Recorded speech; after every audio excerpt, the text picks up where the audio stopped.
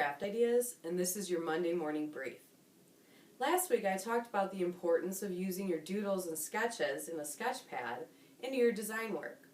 Well, taking my own advice, I was doodling one day, and I came up with these really cute little yoga guys. I think my mind was wandering. I was thinking of yoga class, and I started kind of sketching out some of the poses, and the resulting factor was this really cute kind of little image. And I thought, I wonder what I could do with that. Well, I've been seeing a lot on printmaking and making your own stamps, so I thought, why don't I turn the yoga guy into a stamp?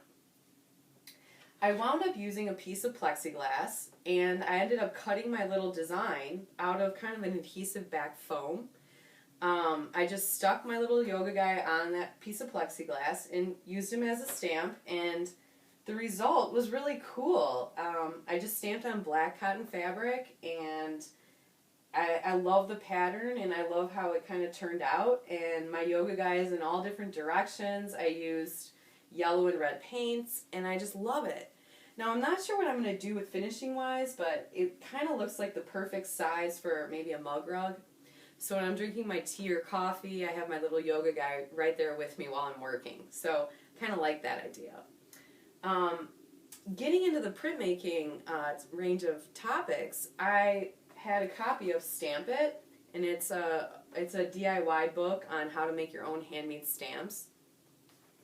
There's some really great ideas in it, and so I learned that you can actually make stamps out of erasers. So a pink eraser, a white eraser, you're pretty much just going to carve your design into the eraser, and then you can then use the raised area as your stamp. Well, I mean, that was just awesome because I had a white eraser and I had a nice chunk, so I gouged out just a design using a craft knife.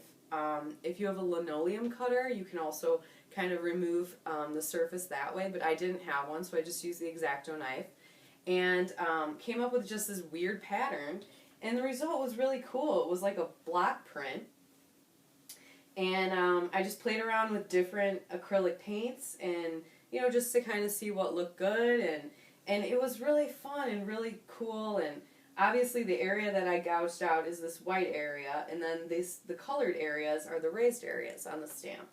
So here's one that I made to kind of just show you where my mind was going with this pattern and this design.